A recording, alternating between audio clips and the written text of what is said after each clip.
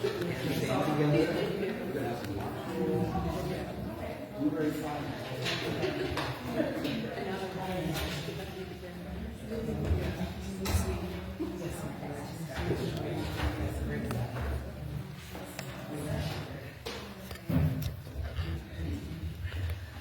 evening, everyone.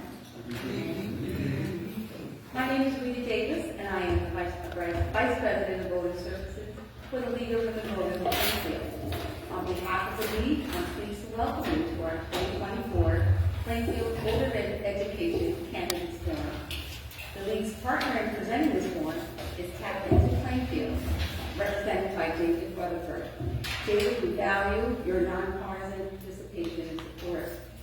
The League of Women Voters is a trusted membership organization that encourages informed and active participation in government. The League never supports or opposes candidates for office or political parties. Any use of the League name or footage from this forum in campaign materials, literature, or advertising of any kind, including internet, cable, or television, has not been authorized by the League of Women Voters and is not permitted. The moderator for our forum tonight is Tony Zimmer.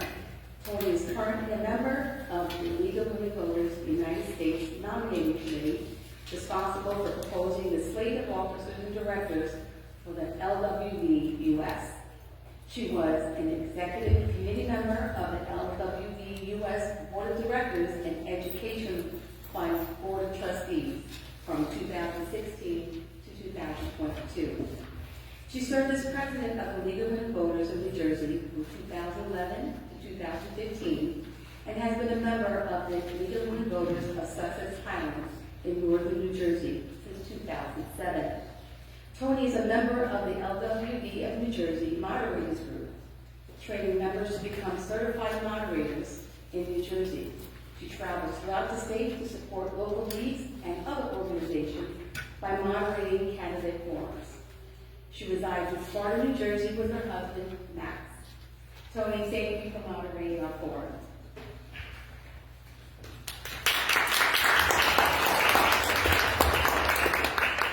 Thank you, Rita. It's a pleasure to be here. So nice to see so many people here tonight. That's wonderful. And the candidates, you all look good. You look ready to go here. So just to let you know, before we got started, the candidates each chose a spot to present their opening statements, and the opening statements will be for 1 minute each. And following that, we have questions for them, and then I will. Okay. Rita just said, please silence your cell phones. Let's do that right away. Okay, the questions will be asked, and the candidates will have 1 minute to answer the questions. Now, Emily is our timekeeper. Could you raise your hand, Emily, so they can see it? Okay, so once I present the question, Emily will hold up the green card. The candidates can start to answer. And then, when there are 15 seconds remaining, they will see the yellow card. Time's running out. And then finally, when there's no time left, if that happens, Emily will hold up the red stop card. That's what we call it. And then if they still go on, for some chance they just can't help it, I'm the stop. I'm the next one. So that's the way that works. And at the end of the questions, they will each be given the chance to make a closing statement. And that also has been done in advance. We picked numbers, they each did it randomly, so, the order has already been taken. Now, I want to just explain how important it is.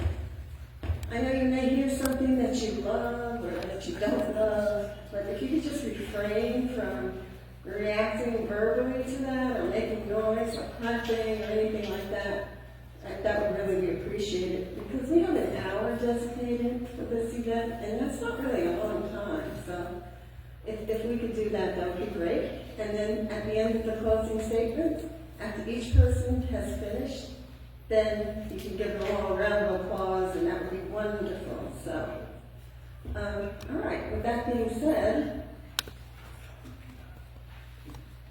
we can begin. And we're going to start the opening statements with Robbie. Thank you. Good evening, everyone. Thank you to the League of Women Voters in Tappan Two. Good evening, everyone. Good evening. Thank you to the League of Women Voters in Tappan Two, Plainfield, and David for providing this platform for us to discuss the future of our school district. And most importantly, thank you to the voters who are here today to make informed decisions about who will best serve our community as your next school board commissioner. I'm Robbie Campbell-Assad, and I've been a resident of Plainfield for about 15 years. As the Vice Dean of Finance at Temple University, I'm responsible for a budget of $150 million. I've ensured that budgets align with our students' needs and priorities, and I hope to bring this expertise to our local board.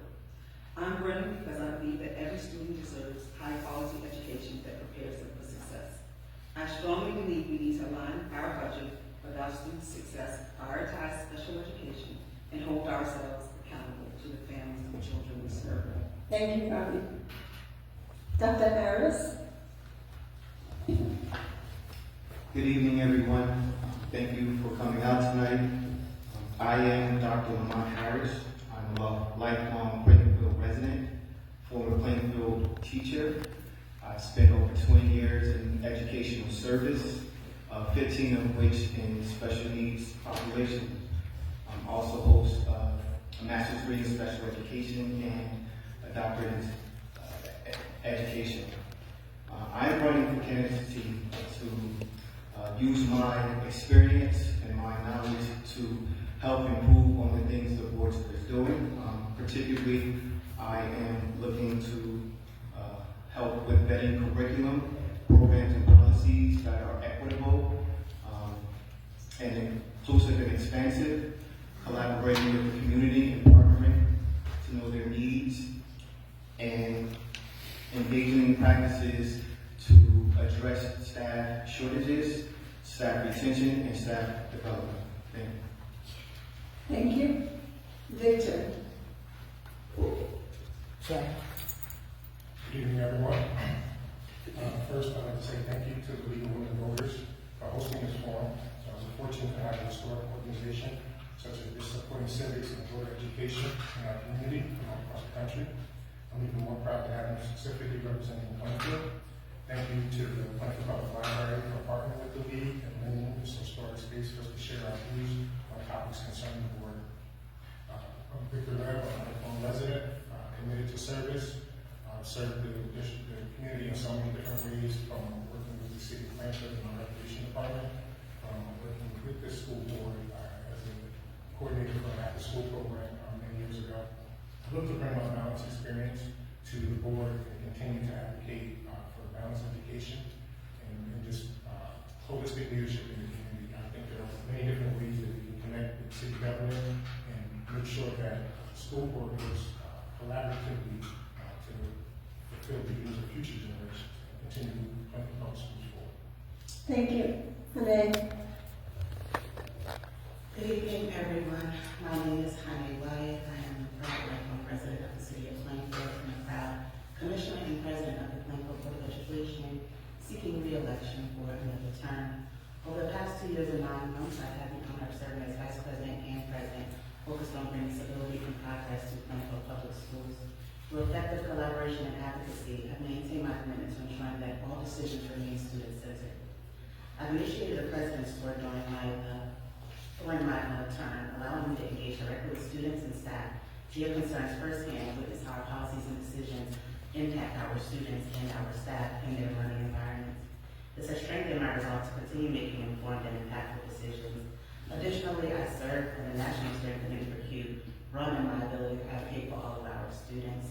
I'm excited to continue building on progress that we've all made for the benefit of our students and our community in its entirety. I appreciate you all attending this event this evening, and thank you for being here to listen to our platform. Thank you. Thank you very much. And now we're going to start off with the first question. Pardon me? And the question is going to go to you, Robbie. What particular skills or experiences qualify you to serve as a board member? Thank you so much for the question. My background in finance and accounting is one of the strongest assets I have to administer the budget and ensure that it is I'm accountable and it is fiscally responsible.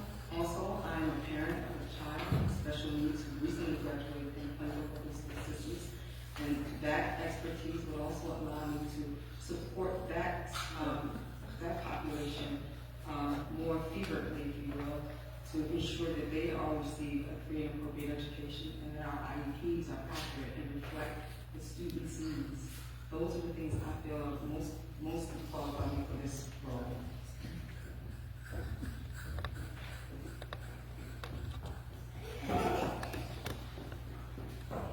Okay, thank you. Hannah? Thank you for the question. I believe that what most qualifies me for this role prior to that onset for this term that I'm currently serving is my passion and dedication to serving my community and my deep dedication to advocating for the youth in the forward movement of our community. I've been on the board for the past 2 years and 9 months, diligently working to ensure that we provide the best student outcomes for our students, our staff, and our community in its entirety. And I believe that through that work, we've proven that we're making decisions in the best interest of our students, and that keeping our decisions student focused keeps us moving our district forward and ensuring that we provide the best resources possible so that our students benefit greatly. So I think that that's what I don't think that is what drives me, but I believe that that's what my experience lies in. I can speak to you all day about my work experience or my past history with public service and serving my community, but it's deeply rooted in serving the city of Plainfield and the residents that live here. Thank you. Victor? Would you mind repeating the question? Absolutely. What particular skills or experiences qualify you to serve as a board member? Honestly, it's my commitment to service. I've been serving in the city of Plainfield in many capacities since I was a youth, even before high school, whether it's working with the mayor's task force, being ingrained in the community. Like I said, I work with the city of Plainfield at the recreation department. So they allowed me to work specifically with youth, help guide some of the programming, help engage families, really hear what the needs of the community are. And working with the school district as well, I had an opportunity to meet a lot of the current faculty members and educators, so I know who's actually doing work, who's working with the students on a daily basis. I understand their commitment, I understand their drive and passion. And quite honestly, it takes a lot of patience and a proactive approach and temperament in order to serve, because you can't be reactive in this environment. You have to get an opportunity to allow things to play out and be patient. And I believe those are skills that I have, but to see things through the goal. Thank you. Dr. Harris? Can you repeat the question, please? Sure. What particular skills or experiences qualify you to serve as a board member? I believe it's been my life's work to serve, especially in the realm of education. Again, 20 years of education experience. I've been a coach in Plainfield, founded a nonprofit that advocates for urban communities and education and equality since 2012. Currently an adjunct professor in the education department at NJCU. So I continue to build myself up as an asset, not for myself, but for those I serve in education. Everything that I've done in the last 25 years has been dedicated really towards the uplift and encouragement and building up of youth, and I hope to continue to do that if elected. Thank you. Okay, now we're going on to the next question, and this is for you, Renee. We're going to start off with you.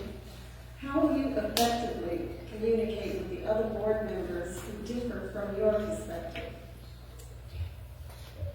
So I am the current president of the Plainfield Board of Education, and I have a very collaborative approach to my leadership style. I try to ensure that I'm keeping my fellow commissioners informed through all decision making throughout the district. I do meet with the superintendent weekly to ensure that I'm kept abreast and then try to translate that information via email or communicating with my fellow board members via a phone call or via text messaging.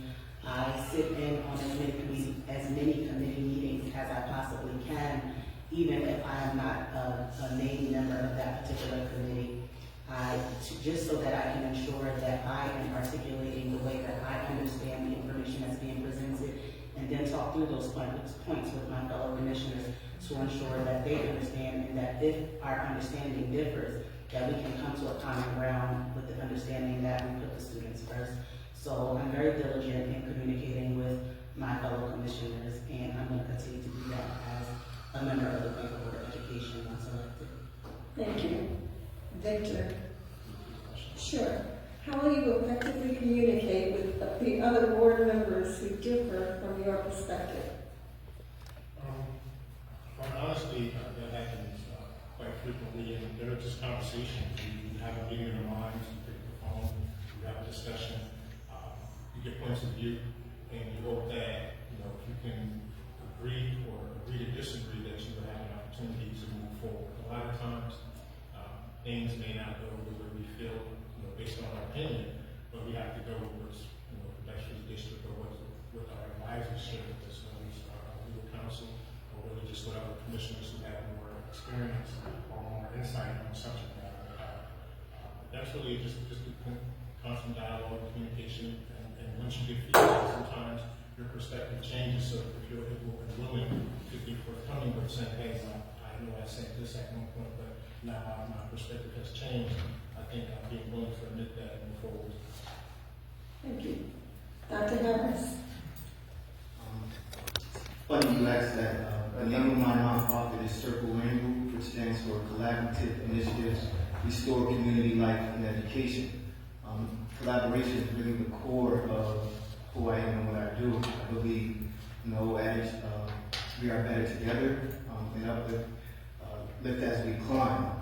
Everyone has a unique perspective, experience, and ideals, and instead of pointing fingers, I believe collaborating to come together and make a mighty fist to really make things, help things get done, using everyone's different experiences, perspectives, is the opportunity to grow and learn, to come together to make the best decisions for the children and for the board and Plainfield as a whole. Thank you. Bobby? I agree with my fellow candidates here that collaboration is key to solving issues. Because of my financial background, I also would look for data-driven decisions to help support any issues that we may have that are different. I do believe in respecting the opinions of others and using those opinions to form decisions. I believe that we should look for making sure that we look at the equitable outcome for students first, and as we make these decisions where we have differences, and then we continue to talk with each other openly and honestly and have conversations that continue to be difficult, but we make decisions for the entire district based on these difficult decisions. I think having challenging discussions is very important, and how we serve our community is important when we make those decisions, but collaboration is certainly key, and listening with an open mind is also very important. Thank you. Okay, question number 3. We're going to start with you, Victor. What are your thoughts on residents sitting on the Board of Education who are not allowed to evaluate the superintendent because they have relatives that work for the district? So I believe the board should include a mix of residents who are capable of many skills and perspectives. Just because a resident has a family member that works for the district doesn't mean that they hold any extra advantage, nor should they be placed at a distinct disadvantage, either real or perceived. People that intend to serve should be judged on their own merit and life experiences. When evaluating and serving a superintendent are two different things.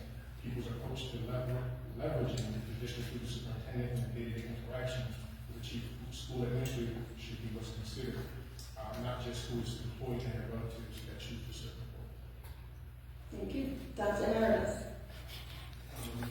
As one of the candidates who particularly falls into that, I see it as a good problem.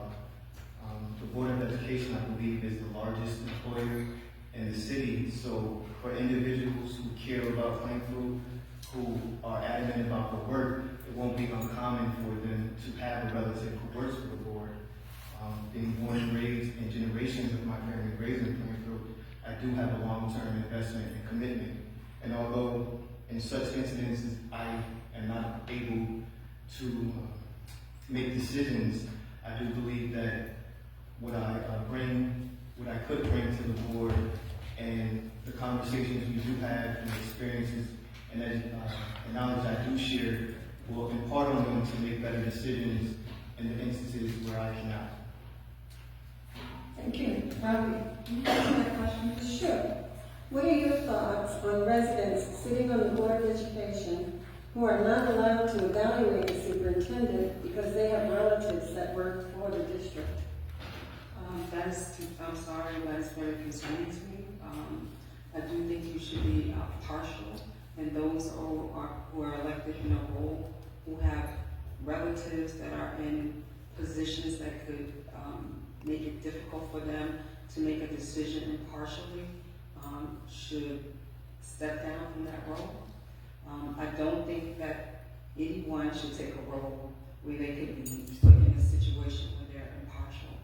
And so, because of my ethical background in finance and accounting, I strongly believe that there should be a separation of individuals who take roles and who have other relatives in key roles within the city that could implement their decisions. So while I understand there are relatives that work in different areas in Plainfield and there could be overlap, it's very important that the people who serve in these roles take the role very seriously and not take the role when they have other people in positions. Yes, thank you for that question. I too am a current board member who has a family member within the district, so I am considered a conflicted board member. I have been since I've become on the board. I believe that doesn't make any board member any less effective in their decision-making process, and I'm going to agree with my running mate candidate, the other candidate, when they state that Plainfield Public Schools is the largest entity within the city of Plainfield. We employ a whole host of people, in which if you're from here, you are going to encounter a relative within the district. It's just very uncommon, and it's almost impossible for you not to. But with the current climate and landscape of the board, we are considered a conflicted board, and at this present time, we have to invoke what's called the doctrine of necessity, which does in fact allow us to evaluate the superintendent. And again, I just want to reiterate, that doesn't make us any less effective, and there are no conflicts in that other than the fact that we're evaluating our only employee. And that's really all I have to say on that. Thank you. Okay. All right, now this next question, we're going to start with you, Dr. Harris. How do you plan to budget for additional expenses associated with educating students with disabilities and ensure they are not included in budget cuts? So, if you may or may not be aware, it does cost more to educate a student with exceptional needs. I do believe that there are specific practices and policies that need to be implemented to serve our students with the most disadvantages. One being advocating for additional funds. Is a lot of research that suggests that educating in urban districts, especially with urban districts like Plainfield, where 12% of the students have special needs, that we are severely underfunded. But with the funds we do have, we have to be responsible. We have to be, it's a necessity to use and spend the money in areas where the programs, the policies are researched and there is evidence of success. Thank you. Robbie? Can you repeat that question? Sure. How do you plan to budget for additional expenses associated with educating students with disabilities and ensure that they are not included in budget cuts?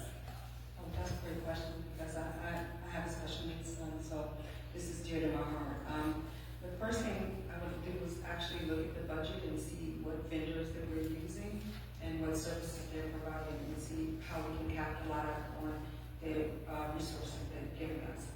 I also believe in synergies and looking at other surrounding districts to see how we can synergize resources in order to support this population.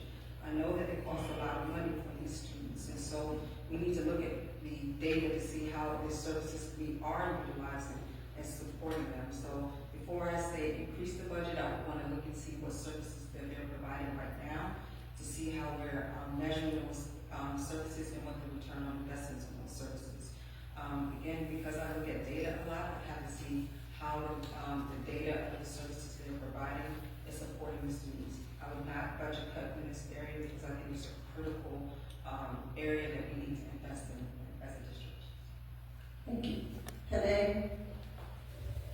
Thank you. I think there is always going to be a need for additional funding when it comes to special needs or any other area of need within our public school district. I want to assure you that with the current budget in place, that Plainfield Public Schools are deeply committed to ensuring that we are utilizing the budget effectively to provide those resources that are needed and required for any particular group of students. And in servicing those students, we not only provide those resources and needs in district, but we do outsource to out-of-district partners to provide what our students need. And it is properly budgeted for, and I think that if we make smart decisions, keeping the students our center focus, that we will be able to move the district forward in a way where now we can provide those opportunities in-house and cut the costs that we're using to outsource for these services. And I think we're moving in the right direction. So I think when thinking about budget cuts, that's not the way that we're going. That's not how we're moving our district forward. Thank you. Victor? Please repeat. Sure. How do you plan to budget for additional expenses associated with educating students with disabilities and ensure they are not included in budget cuts? Yeah, I have to echo what Mrs. White has stated. We do a good job evaluating the needs of the district as a whole, and if there are areas that require more attention, we review the budget early in the year before it's approved, and we make our recommendations, we ask questions. But quite honestly, prior to the budget being developed, we have conversations with the superintendents to make sure that there are areas specifically with the students with special needs and the attention. We ask how we're currently supporting them, and if it, like they said, if it means that we can reverse the trend and try to serve the students in district, right? We want to do that this year. It was announced by Governor Murphy that schools are fully funded, so we anticipate having that money there and not anticipating any shortfalls. And for the last 2 years, we got A+ rating from our auditors regarding how we manage our budget. So we just want to continue to focus on those needs and make sure that the students are top priority. Okay. Yes. 15 seconds. 15. Okay. All right. Thank you. So I just want to reiterate that the district really should look at data for the services that they provide for this population to ensure that the budget that they're approving represents and the population, the special education population. Yes. Just to provide a little 15 seconds. Yes, just to provide a little clarification, not necessarily a rebuttal, but as Board of Education Commissioners, we do receive regular updates from our administration regarding the data that goes into the decision-making process when it comes to servicing all of our students, inclusive of our special needs students, which is about 16% of our population. Okay. You can't rebut anymore. No. Okay. Okay. We're going on to the next question, and Ravi, this is for you to start. What is your position on strengthening an internship program for students that are interested in trades as well as corporations? Corporations. Okay. Thank you so much. I think vocational programs are a great addition to the whole child, if you will. You know, we're preparing our students for post-secondary college education, but also we should prepare them for the vocational asset as well. So I do believe the internships with vocational programs, internships at corporations are key to making sure our children are successful. Our children are in need of social and emotional well-being and maturity, if you will, and having them in these settings, I think, will help them mature and have strengthen their social assets, if you will. But I think vocational programs are a really good asset in terms of internship that the students should that we should take advantage of. And I also think working in a corporation is a great asset as well. Thank you. Henry? Yes, thank you. Sorry, I was not trying to No, we- currently, the district, we have a lot of strategic partnerships with different organizations, companies, and corporations to benefit our students. We are working on our CTE programs for our students in this school year currently and the school years coming up, where they will be able to engage in trades and programs that are more interesting to them, that they would like to see themselves in post-graduation. Also, there's always room to bring more partnerships, so we're always looking to increase our partnerships with corporations and organizations so that we can ensure that our students are getting that access to these different various fields in the workforce. But I believe that with the programs that we currently have, we're doing a great job, we're moving in the right direction, and as long as we continue to listen to the students intentionally about what they want, then we'll continue to make informed decisions and move our district forward based off the needs of what our students want. Okay, thank you. Victor? Yeah. So I believe that just, listening to the students, understanding what the trends are for future career paths, and then seeking out those partnerships if we don't already have them strategically throughout the district to offer students opportunities to become interns or apprenticeship opportunities with the trades, in corporations, or in the technical field. And just having them exposed to different areas while in school. They used to have programs like work study. They have internship programs where you can go to college while you're in high school and earn credits. But really just getting that practical experience, whether it's shadowing a teacher, in the summertime to learn the teaching field, or going to learn welding, plumbing. A lot of times people get these experiences from family members, but if we can integrate it where we see our strategic partners in the district and make that marriage happen, I think students will get some great value and find some focus for their future.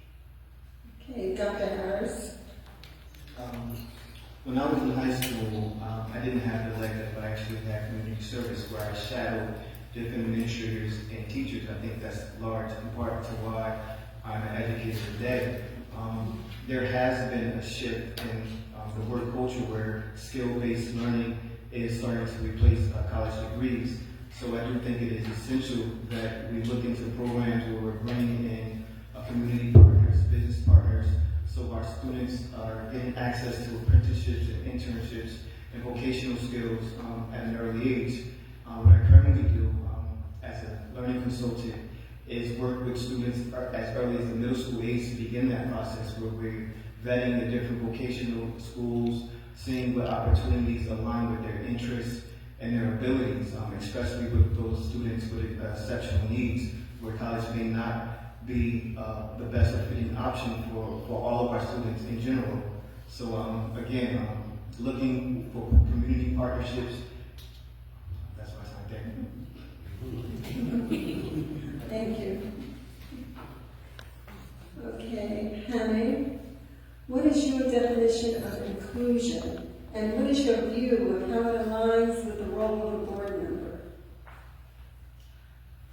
Inclusion aligns greatly with the role of a board member. It is our duty to the entire body of students and staff and administrators within the district as a whole to advocate for their needs for the benefit of the district in its entirety. So my definition of inclusion would be simple, and that's to ensure that we're including everyone in our decision-making process. We speak a lot about the youth.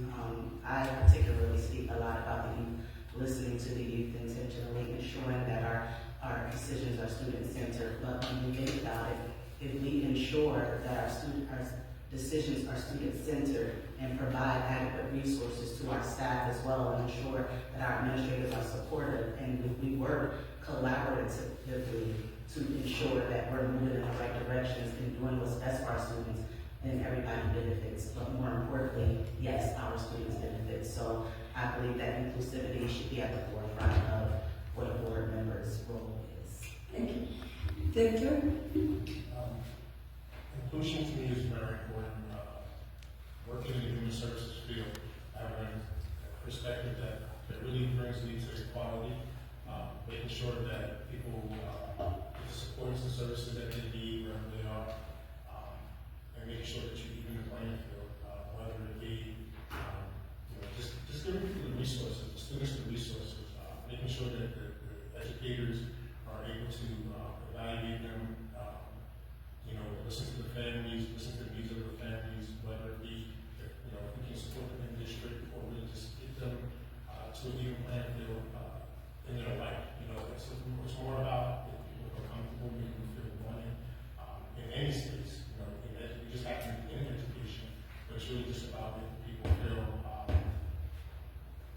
that they belong and treating people how they want to be treated, and giving people, supposed to be respect that the shoes on the other. Thank you. Dr. Harris? Can you repeat the question, please? Sure.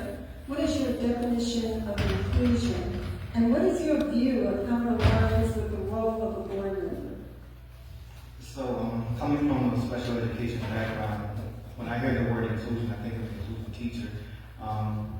And although that means for me to work with every stakeholder for a holistic and whole child approach to educating students, I also believe as a board member, it means working with all the educational stakeholders in the community, from the citizens, the families, including the students. Again, I spoke earlier about everyone having a valuable perspective, down from our children to our adults, coming together to make equitable decisions that benefit the children is the best way I can say my definition of inclusion is. Thank you. Robbie? Inclusion to me is inclusion to me is listening to the students, having parent engagement and staff support. Inclusion is having a collaborative approach with these three bodies to help make sure we build a whole child.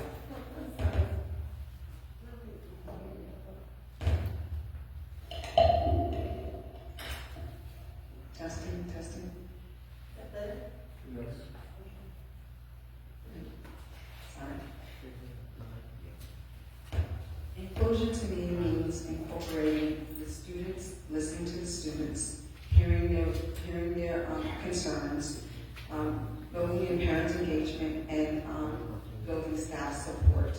I do believe that inclusion, when we have these three bodies together, we can build what Dr. Harris said is the whole child. The whole child approach needs to have these three bodies incorporated in to help build this child help to build the child and ensure that the student is getting a free and appropriate education. Okay. Right, and this is the last question. And it's going to go to you, Victor, first. As a board member, how do you plan to strengthen the curriculum with programs for high-achieving students, such as the dual degree program with regional colleges?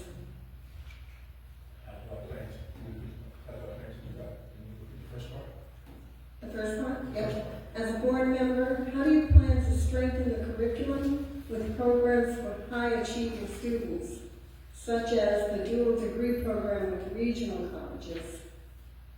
I think we strengthen the program by talking to Instruction Curriculum Committee, working with the faculty that are going to present the curriculum to the students and challenge them, quite honestly, present as many, and also what I would, talk about me personally, we don't get involved in day-to-day.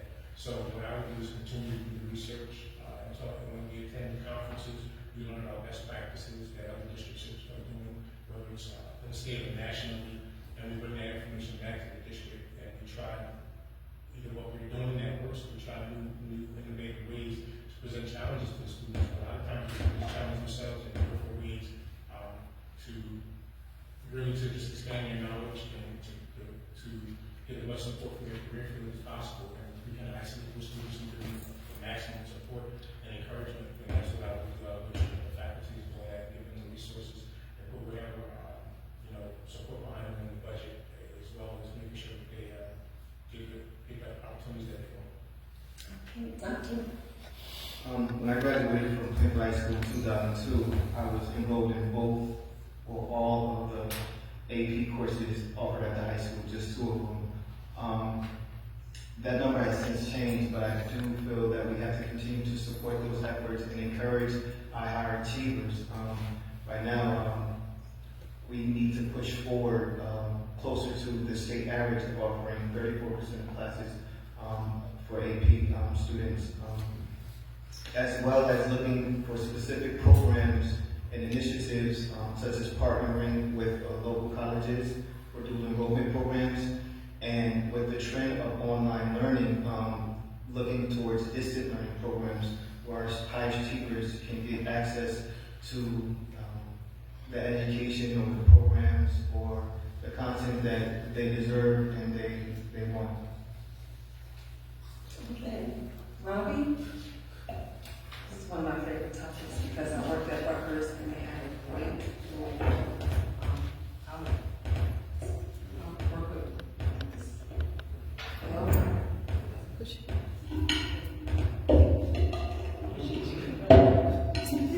teamwork. Sorry about that. So, I would work with the local state schools to build partnerships with our staff and students. I know Rutgers University has a great program for dual enrollment. I was a part of that process when I worked there. I would work with the staff and students at the Plainfield Public School to ensure that we maximize support for our high achievers, and that could include preparing them for post-secondary schools, not just academically, but socially and emotionally, and helping them with mental awareness, because as we all know, going from high school to college it's a lot, and so we need to prepare our students not just academically for the post-secondary, but emotionally and mentally as well. That is what I would do for supporting the post. Okay.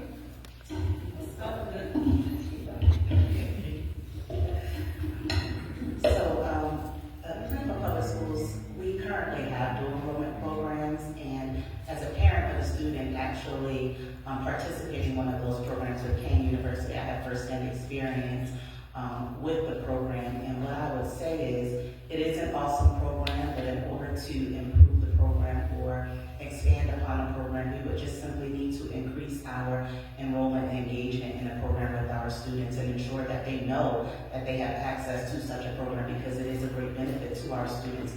Our first couple cohorts of students who went through the program are benefited greatly by having graduated early and graduated with college credits, upwards of having what we would consider an associate's degree when they graduate. But just also to improve the program, we need to strengthen our communication with the university. I know firsthand as a parent that there are a few challenges that we're trying to rectify at the moment, but in strengthening that communication, we can then strengthen our marketing and advocacy for our students for the program. Thank you. Thank you. And thank you all for answering those questions, and I'm sure the audience really appreciates seeing your views on these things, and it's great. So now it's time for your closing statements. And we're going to start with Dr. Harris. Again, thank you all for coming out tonight. I don't believe can you all hear me? The library will be closing in 45 minutes. The doors of the library are closing in 30 minutes. All public computers and printers will shut down in 30 minutes. Again, thank you all for coming out tonight. And while I don't believe a minute is enough to really get to know each candidate, our platforms, our experiences, and what we could bring to the board, I do hope that what I was able to share with you tonight gave you some insight into my abilities and what I hope to bring to the board and improve on the things that are already happening. I invite you to visit www.h4boe.com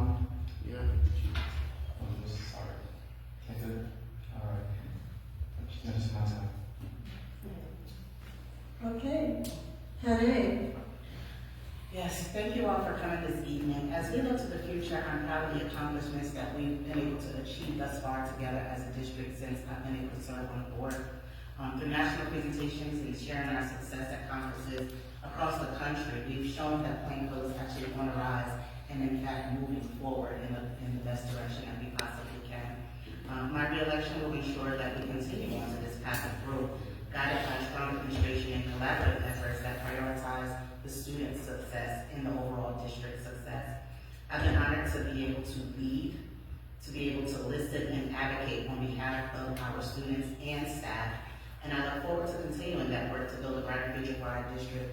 So I appreciate you all being here, listening to our platforms and what we have to present with regard to answering these questions, and I hope that we've been able to do that for you in a way that helps you in your decision making when it's time for you to vote for who you see as the best candidates for our for November 5th for the general election as you vote for your next point of education candidates. Thank you. Thank you. Robbie? Thank you to the League of Women Voters, the library staff, Tapping to Plainfield, for your dedication to making this event possible. I want to thank the voters for being here today and engaging in a very important conversation. Your vote matters, especially in this general election. Please vote. As we conclude, I want to emphasize that I'm committed to being transparent and accessible representative of the community. I'm committed to being accountable to the election.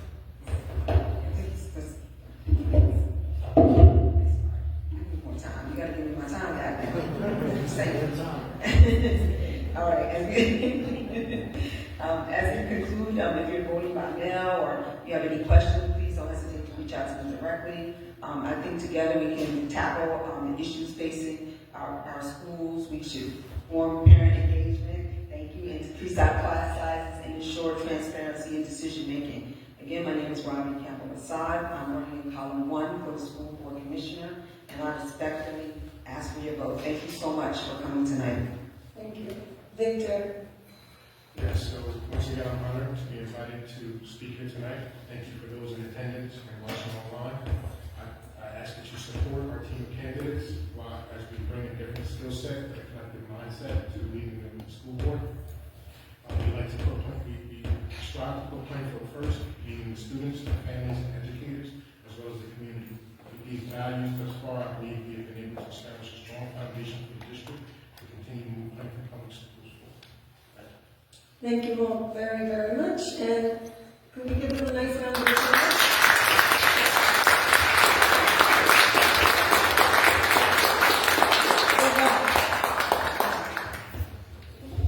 Thank you.